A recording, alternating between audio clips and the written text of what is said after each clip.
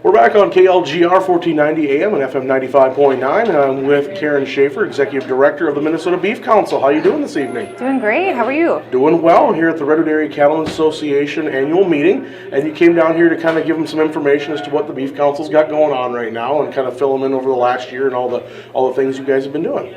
Yeah, actually, I've been to a lot of local cattlemen's meetings, but this is the first time that Redwood has invited me down in 5 years, so it was really fun to come. I've heard so much about this great group.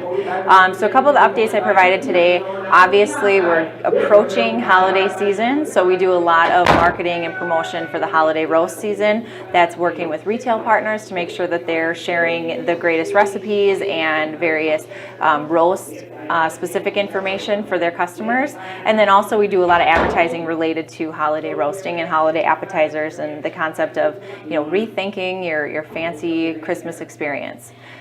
We also are working on a couple projects with Twin Cities Live, our television program. We do a monthly segment with them. We also have been doing some videos. We're featuring some farmers. We're really excited about some of these farmer features that feature some Redwood cattlemen here.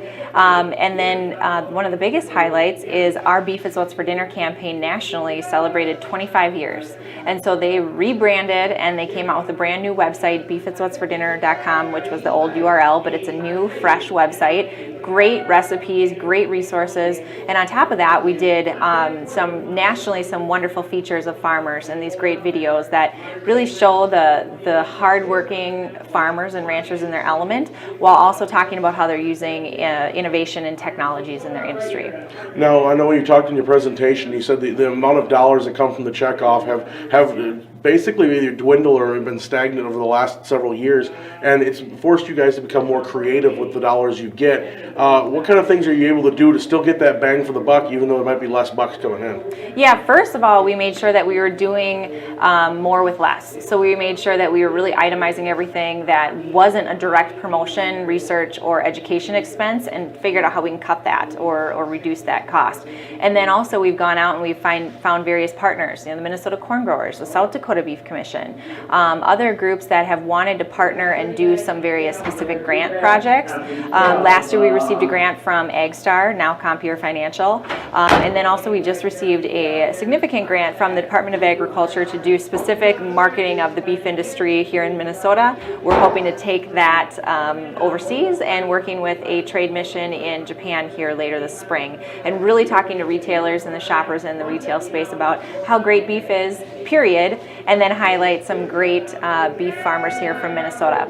It's good because trade is in the forefront of all agricultural groups right now, especially getting into those Asian markets. Now, obviously the Beef Council doesn't worry about the policy of trade and all that, but you're there to promote the product, and it's a great tandem effort basically. While policy is being talked about on the side or wherever else, you guys are there to showcase the product. You guys are the ones that are really selling the product while they are working out all the technical stuff. We will always focus on domestic marketing, but the opportunity to look internationally, that's really where we see a lot of growth in the future as an industry. And as soon as that policy is put in place and there's opportunities for trade with various countries, we want to be there to make sure that U.S. beef is what hits their retail space, what hits their food service, and that we're making sure that they're buying and sourcing product from the U.S. as much as possible. I know one thing the Beef Council is really big on is reaching out to the people in the Twin Cities metro area. We talked a lot about this over the weekend at the different conventions up in the Twin Cities that I attended.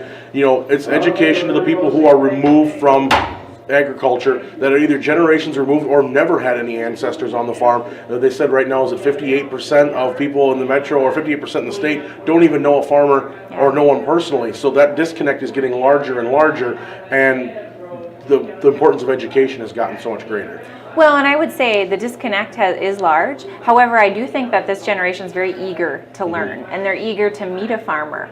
Unfortunately, a lot of our beef isn't sold to the table. It's not a direct marketed product as much as some produce and other things are. So they have to trust that the way we're producing beef and how it ends up on their store shelves in the form of commodity beef is safe and is something they feel comfortable with. So we do try to reach that audience quite frequently. not only with just advertising, but with more depth of information, talking about how the average farmer is raising their beef to the highest quality standards. I mean, the U.S. is known throughout the world as having the safest and most wonderful products, and particularly beef. I mean, people know U.S. beef around the world as being the top, but yet people in our back door don't necessarily realize what they have and don't appreciate it. So it's an opportunity for us to bring farmers into the Twin Cities, to connect with them on at least a little bit. And if it's not in person, it's through these videos. And that's how we're trying to kind of connect that personal story, and that all of these farmers have, you know, different elements to their lives. Their parents, their grandparents, they're eating the beef that they produce. And so it's really kind of an evolving process. And I know all groups are really trying to focus on that, but we're excited in the beef industry of what we're doing. All right. Well, as we look to the year ahead, Karin, what kind of things are you kind of hoping to see done with the Minnesota Beef Council in 2018? You know, we actually just hired a part-time dietitian. She is a registered dietitian who also has a PhD in nutrition and teaches some courses at the University of Minnesota. And we're excited to see the opportunities that she will be able to present. She's credentialed, so I think she'll be able to talk to those organizations a little bit better than the average beef producer / I work for the beef industry person. We're also excited about some opportunities coming down the line with working with pediatricians, and particularly looking at how to introduce beef to infants, because we're finding a lot of great research that ties an infant diet of beef to having long-term positive effects. But that's not necessarily something you think about when you think about baby food. So we'll be definitely exploring that and what the acceptance is of various pediatricians to recommend that. All right. Well, Karin, thank you very much for taking the time to visit with us tonight. I know you had a lot of busy schedule to go on to, and appreciate you taking the time to visit with us here today. It's always a blast. Thank you. All right. It's Karin Schaefer, Executive Director of the Minnesota Beef Council, here on KLGR.